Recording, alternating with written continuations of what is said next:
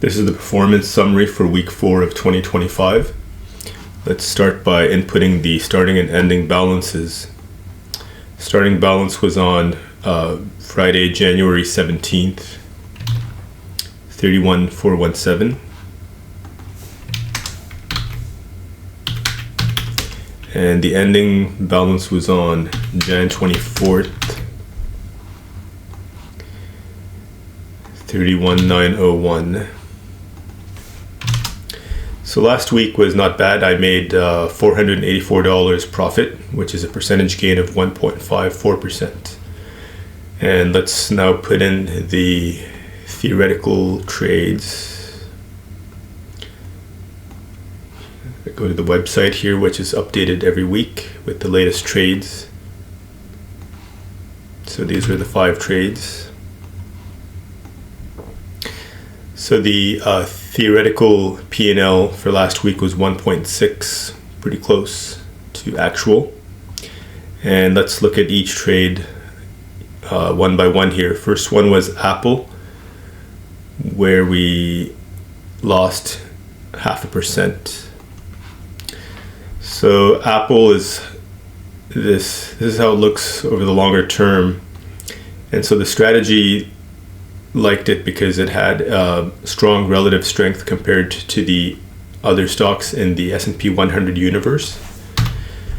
And in addition to that, it's in a sell-off over the recent past. So that's what the strategy looks for: high relative strength stocks with recent weakness. And so the system entered here on Monday and exited here on Friday for a slight loss of about 0.5%. The next trade was AbbVie, where we lost about 1%. And you can see the similar pattern here. It's got very good relative strength over the long term. And it's been in a bit of a sell-off situation in the recent past. And here's where we got in, here's where we got out. Next trade was Intuit. That one was a loser, 1.3%. And the pattern looks like this. Got strong performance since about mid 2022. It's been at a slight sell-off this year in January. So we got in here, got out here. The fourth trade was LLY, Eli Lilly. That was a very good trade. There we made 7.4% last week.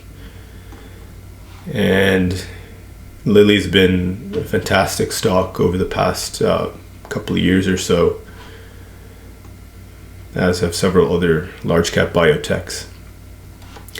So the system picked up on the sell-off in the prior week, and so it bought here on the Tuesday morning and sold here on the Friday close for a gain of 7.4%.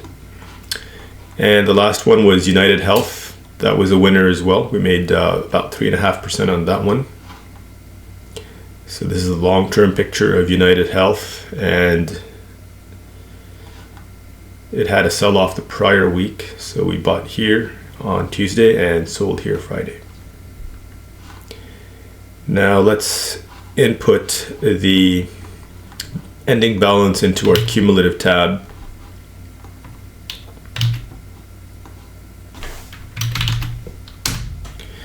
So with last week's gain of $484, my cumulative gain since going live in June of 2024 is now $5,800. And the $5,800 is from a starting balance of about $25,000. So the cumulative gain since June of last year is now around 23%. And looking at the graph of the cumulative equity curve, is where we are right now. So we're slowly coming back closer to the previous high, which I made at the end of November. And let's look at the long-term picture of the equity curve. This is the back-tested equity curve of the strategy going back to 1994. Purple line is the strategy, and the gray line is the SPY as a benchmark comparison. And let's look at a closer look. Let's look at a closer picture of the equity curve. So if you zoom in back to around 2012, this is what the equity curve looks like, and here's the action that's happening right now. And zooming in even closer, this is from 2021. So here's where we're at right now. We went live in June, right about here. And this is how the equity curves evolved since then. So that's the performance summary for week 4 of 2025. If you're interested in learning more about the strategy, please feel free to visit my website at returnstream.com. Link is in the description box below. Thank you.